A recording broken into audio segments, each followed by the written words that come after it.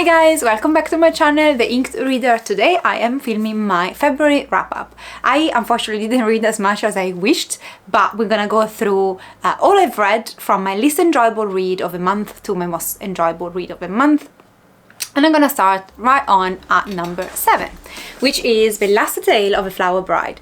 Now this is the stellar, I don't know, sorry, I'm filming this twilight basically, and unfortunately I don't think you can see properly, but I've done a whole unboxing of how amazing these books look. Let me try and get out of camera, so maybe it focuses. Oh yeah, is it doing it? Hope so. But there is a whole unboxing and I'm gonna link it down below. This came with the adult box for Fairy Loot for the month of January, if I'm not mistaken. And so I immediately wanted to read it. I had heard about this author before, but I didn't try her other trilogy. And this is a standalone, for what I am understanding at the moment in time, at least on Goodreads, it's a standalone. I think it does take some inspiration from Rebecca, because basically you follow this man who marries this woman, and this woman says, you know, you can ask me anything apart from my history, apart from anything related to my family. And one day something happened and her aunt is very sick and she's about to die, so they need to go back to the family home in order to say their goodbyes. And they go there, well, there is this kind of reckoning of the husband now not knowing anything about her family and finding out suddenly a lot of things about the past history of his wife. Start with the positive things, which is her writing. I really liked her poetic, flowery writing. I think she's a very skillful writer, and I'm actually curious to see what else she has up there, so I might pick up more by the author.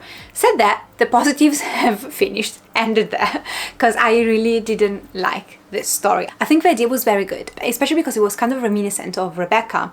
From the synopsis at least, I was really eager to get into this one. But it was nothing as Rebecca. I love Rebecca. Rebecca is one of my favorite classics probably. Sun has gone down behind the buildings, so it's hopefully better I'm not blind anymore. And as I was saying, from the synopsis, this was reminiscent of Rebecca in a sense. Unfortunately, it was nothing like Rebecca. Rebecca I actually truly loved from page 1, while this one actually never took off. I thought I was always waiting for this major discovery, for this breakthrough in the story, and when it came, I didn't even think it was such a major breakthrough, because kind of saw it coming, but also it was pretty uneventful as a plot. I think the tension was not well kept in a sense, and moreover I don't think it was well thought, the choice of how to structure this book, because it basically spoils the whole book from the chapter headings. And for me it was a bit mind-blowing that the author thought that was a good idea, or that, I don't want to spoil anything, but basically she does it herself with her own book. It doesn't make sense to have those kind of perspectives if you want to keep the mystery going, or if you want to convince me that something has happened, because it wouldn't make sense having those point of views then in the book. So unfortunately this didn't really work for me. Again, it wasn't a bad experience because of the writing. I read it, and it was fairly short, but it really felt flat. At number 6 I have Dead Mountain. Now this is the untold true story of a Dyatlov, hope I'm pronouncing this somewhat correctly, past incident. So this is a non-fiction. It's actually a story of this Dyatlov passage that I heard about it on YouTube video, I think, and then I was very curious about it and I want to explore more what happened. And so I've researched and found this book, and so I acquired it thinking it was gonna be, I don't know, revolutionary in a sense, but also was a very good overview of what had happened. So as a premise, this is the story of what happened in 1959, where this group of hikers who were university students, and they were kind of expert in hiking. They had done it a bunch of times before. They decided to tackle during a school break this particular mountain. They decided to travel to that mountain so they could achieve like kind of like a reward, specific reward for hiking. And I think part of that was also like the amount of days that you were hiking and the miles you were covering during those days and so forth. So they start on this journey, it's 10 of them, and then one of them gets sick and has to stay behind, but all the others continue on, and one night though something happens and they go missing. So days pass, weeks pass, and they are nowhere to be found until, you know, rescue teams start searching, canvassing the area, and they are eventually found. Not in the same place, they are found very far from each other, and they also are found half undressed, and they also found like some of their bodies had suffered from trauma, massive trauma. So there was a big question of what happened to them, why these expert hikers that done this a bunch of times before would leave their tent in the middle of the night half naked and then die of hypothermia, or what happened to the bodies that were actually displaying signs of major trauma. And so there was a bunch of theories behind, and this is apparently an untold true story of a passage. Now let me say something that this book did well and something that I really didn't like. So he did well, this book, in recounting the events of 1959. I think it's a very well in-depth recollection of the hikers' histories, where they're coming from. You got pictures of their faces, so I could just kind of refer back to them. And he really does a good job in telling us about them, their family, their hopes for the future. I kind of grew very attached, in a sense, to them. What it doesn't do so well, and which I didn't care that much about, were a couple of things. First of all, you can see them. Sorry, interruption, just to show you that there are the pages. Dyatlov is him, so he was the head of the expedition, basically. So his surname was Dyatlov, and that's where they gave the name of this mystery. So what I didn't do well, going back on track, is first of all, the author decides to travel to this place and kind of cover the journey that this bunch of people did. And that really put me out of the story, because I really didn't care about the journey of the author. This is a personal preference, but I thought I was just there for the 1959 mystery. I didn't care to then be thrown back in present time when this author, for whatever reasons, decides that he needs to go back and retrace their steps and go in the same place where they disappeared, only, spoiler alert if you want, to find out that there is nothing, like there was just snow around. So his journey there didn't serve whatsoever any purpose in actually solving this mystery, in a sense. And I found this back and forth to present times, the author journey, which was kind of boring, to the story, which was so fascinating and entertaining, that put me off the book a bit. What it also doesn't do, in my opinion, is actually solving this case for sure. I don't know if it's him or whether decided to put this book together and pitch this book as the untold true story, but his theory, to me, looks a bit far-fetched. Now, I'm not saying that's not possible. Definitely I don't understand enough of physics and how these things work, so I don't want to spoil what it was, but it sounds almost like sci-fi. And I'm not saying that this didn't happen necessarily, I don't have a proof, but the author doesn't definitely have any proof whatsoever that his theory is valid, or that his theory is the best out of the theories that are out there. Now, of course, some theories are about werewolves and mythological creatures, which is definitely not the case. I think he explains well why the body might be found in the way they were, why the trauma was there in the bodies, and I don't believe it necessarily was foul play. However, I think his theory is just a theory, is not the true story necessarily. So yes, that was why this was ultimately a very mixed bag, but I'm grateful for this book, because finally I can say I exactly know what happened up to a certain point. Up to that night, I know what happened to these 9 individuals that unfortunately lost their lives. At number 5, I've got another non-fiction, which was Hidden Valley Road, Inside the Mind of an American Family. This is actually the story of this family that they, father and mother, meet during or right after World War II. They marry and they proceed to have 12 children. Only 2 of those 12 children are girls, and 6 of the boys throughout their life, especially during their late adolescence, are then diagnosed with schizophrenia. Actually, technically speaking, it's 5 of them diagnosed with schizophrenia or suspected schizophrenia, and 1 is diagnosed bipolar, but again there is always that kind of question mark if it's actually bipolarism or if it's schizophrenia. This family eventually comes to the attention of scientists and researchers that are trying to find out the origin or the genetic links of schizophrenia, this illness which we understand very little about, because having such many people in one only family that are linked genetically to each other was I don't know, the golden egg for researchers and so on.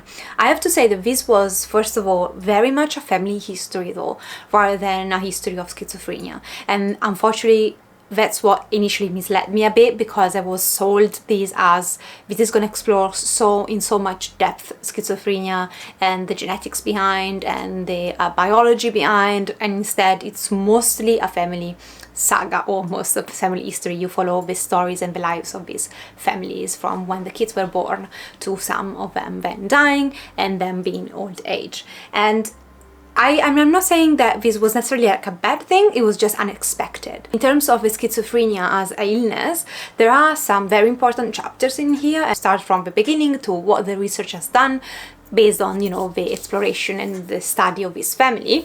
And it's a very eye-opening when those chapters happen, but they're scarce compared to how much time you spend actually just with family drama, if you want. Not as much as I wished. Very insightful though, and I would have wished to know more, or maybe I would have wished to read another book as a companion book from the researcher's point of view about the biology maybe of schizophrenia and so on. So schizophrenia or mental illness is something that it's personally something that I'm very curious about and I'm interested in learning more. So again, this is definitely a very personal feedback. But I do also love like family stories, so it wasn't necessarily negative. However, a couple of things I kind of picked on. First of all, sometimes I found in just a couple of sentences, so it wasn't a major thing at all.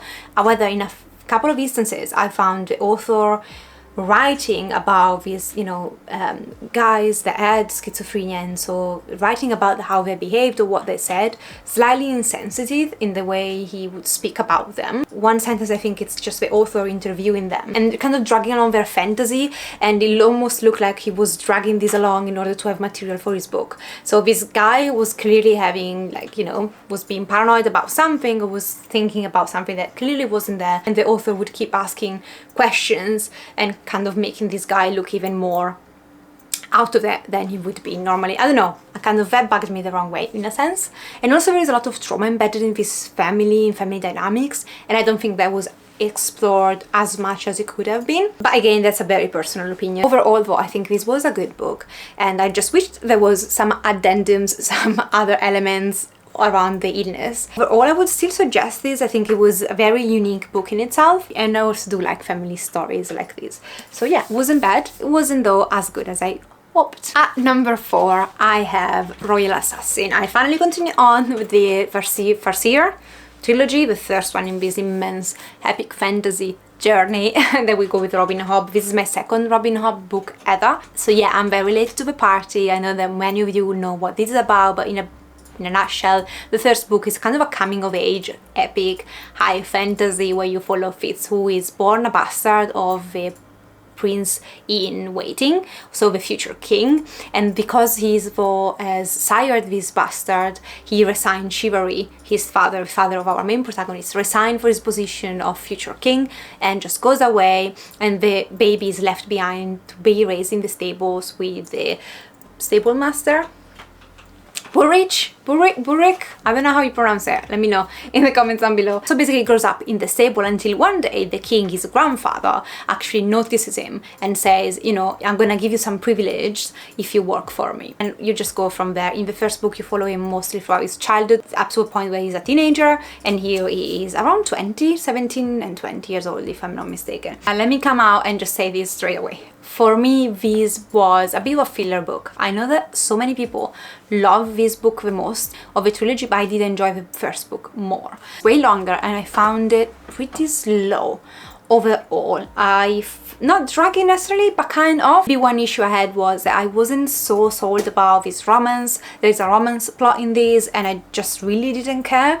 Also, I think, you know, our main protagonist is a bit dumb, because how he cannot understand what she is telling him, how he doesn't see things coming. And although I did really like the end, so the last 200 pages I really enjoyed, I think they came with little to no surprise, because all the twists I'd called saw it coming miles away, so I wasn't surprised about anything. Even the very end, I was just like, yeah, okay, saw it coming, I knew this was gonna happen. And so that element was taken away from my enjoyment of this book. Said that, I love the writing, I overall enjoyed it, but it wasn't as good as I was expecting. I had very high expectations. So let me tell you this. I know that this is not possible, but all of these would be avoidable if only they kill the bloody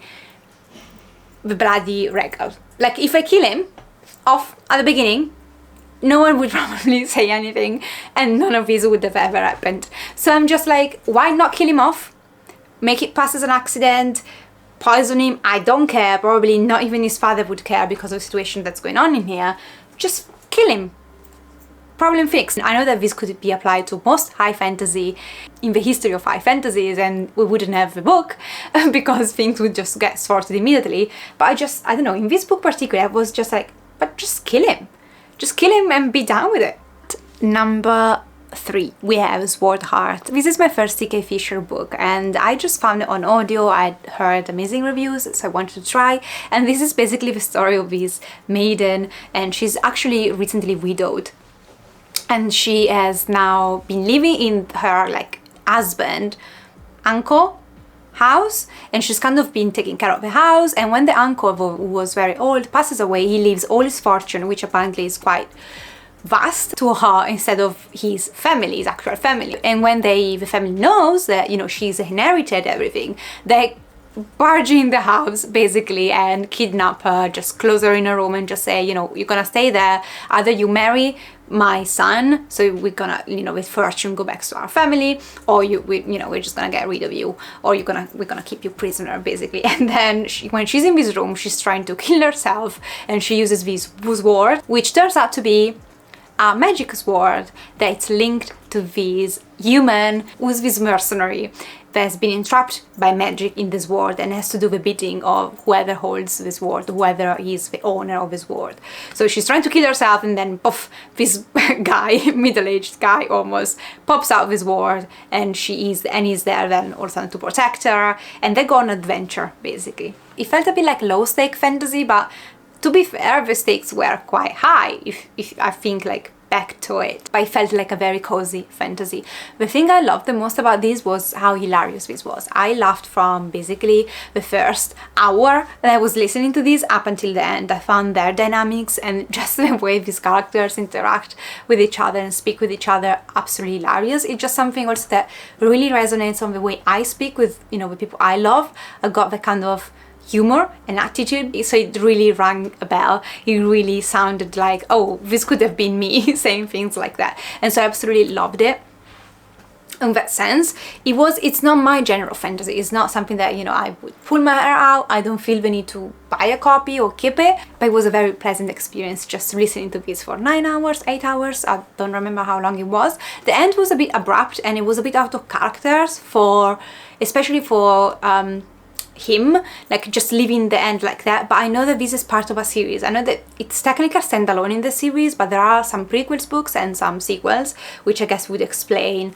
and justify the abrupt end. Number 2, I've got Morningstar. And Morningstar is the last book in this initial trilogy. I know that now there is a new trilogy out, like it's gonna be a trilogy. The third book in the second trilogy is about to come out this year, and I'm so glad that actually I proceeded on after Golden Sun month after and finished this initial trilogy. This is epic sci-fi. Everybody knows what Rising is, and I really don't think I need to give you a synopsis, so forgive me if you don't know what this is, but honestly it's very popular and you can find it on Goodreads or pretty much everywhere. And so this epic sci-fi concludes to a certain degree on this one, and I want to start with the end because the end is what made me love this so much. I was debating a lot about the rating of these, and I kind of went very close to 5 stars just because of the end. I needed that. I needed the ending because all the pain we go through, all the tragedy we go through were worth because of how this concludes. And I have to say that I was very close to give this a full 5 stars. The only reason why I didn't is because I saw it coming, like what they did toward the end, all of the things that they did and all of the things that happened to the characters. I knew it was happening, and so when, you know, we find out everything, blah blah blah, without spoiling anything, I was like, okay, I was right. Like, it made a lot of sense. I still enjoyed it a lot. I still loved that they did it what they did, but it didn't again have the element of surprise that unfortunately made me think about this as 4.75.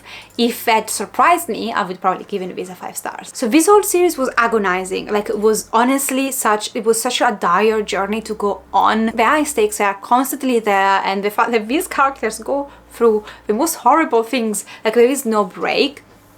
I found this book, compared to Golden Sun, having very contained but more tender moments, and I've noticed also Darrow that it's more tender in a sense, is more human, is more open to critiques, and is more open to admit his errors. So I really liked him and his development throughout the books. I loved how the characters were such a kick-ass characters, but at the same time were able to come closer to each other, were able to just be very soft with each other at moments in time. Overall, I really see why people love this series, and I think it has all the elements of, you know, becoming a legendary staple series, especially in the sci-fi fantasy genre. I would see this as a movie. I want to see a movie of this or a TV show of this, because it would be epic.